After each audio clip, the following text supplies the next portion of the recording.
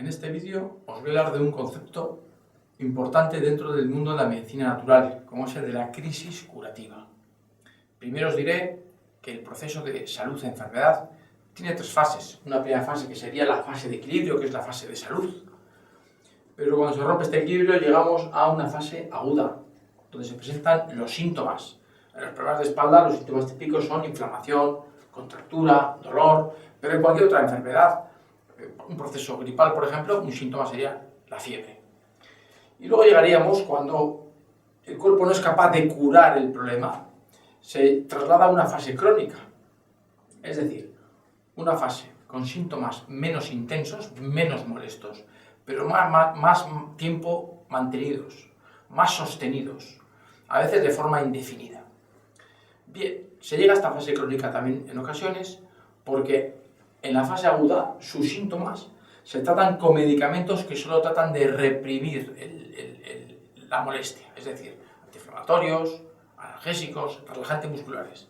Medicamentos que van a tratar de hacernos que esa fase aguda sea más llevadera, menos molesta, pero tienen el inconveniente de que facilitan de que el problema evolucione a una fase crónica. Facilitan que no busquemos la causa del problema, sino que solo mitiguemos las consecuencias, es decir, mitiguemos los síntomas. Porque cada desequilibrio de salud, cada enfermedad, siempre tiene unas causas.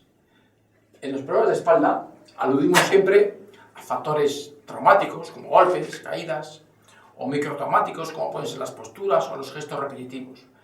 Pero no se tienen en cuenta otros factores, como ya he comentado en otros capítulos del libro, factores como los desequilibrios o las disfunciones viscerales. Estos son, en muchas ocasiones y en muchos problemas de espalda, son el auténtico origen de que se pierda esa fase de equilibrio, esa fase de salud, y se evolucione a una fase aguda, a un dolor, a un lumbago, a una cervicalgia, etcétera, etcétera. Y a veces nos refugiamos en los medicamentos para hacernos esa fase aguda más llevadera y no tratar de buscar el origen. Vale. Entonces, una vez visto esto, habría que decir, ¿qué es entonces una crisis curativa? Bueno, pues ese es el proceso que se da, la crisis curativa, cuando sí atacamos a la causa del problema, una disfunción visceral, por ejemplo, atacamos a la causa del problema, intentamos solucionar desde la raíz del problema y el cuerpo tiene una reacción que al principio aparentemente es negativa, es decir, hay una reagudización de los síntomas. Pasamos de una fase crónica a una fase aguda y luego a una fase de equilibrio, es decir, a una auténtica curación. Para poneros un ejemplo sencillo, imaginaos una persona que lleva fumando 20 años y de golpe deja el tabaco porque quiere sentirse mejor. Bueno, pues frecuentemente dicen muchas personas, estos fumadores crónicos, que al principio de que dejaron de fumar, se encontraban mucho peor. Tenían muchas más bronquitis, expectoraban mucha más cantidad.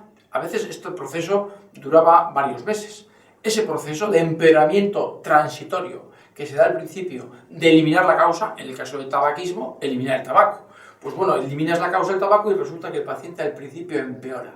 Es un empeoramiento transitorio, es lo que llamamos una crisis curativa, que nos va a conducir más adelante a una situación, a una auténtica curación, a una fase de equilibrio.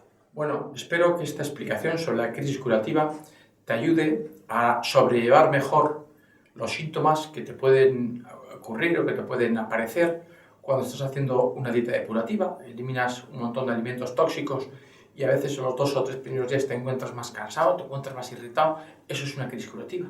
O el dolor de cabeza que aparece al quitar el café, eso es una crisis curativa.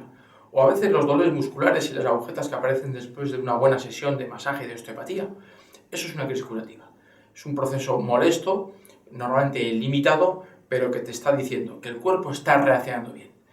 Y también esto te animará a, en estas fases de crisis curativa, no tomar o tomar en lo posible la menor cantidad de medicamentos. Estos limitarán esa crisis curativa. La crisis curativa, cuanto más intensa, mejor o más beneficio va a traer posteriormente.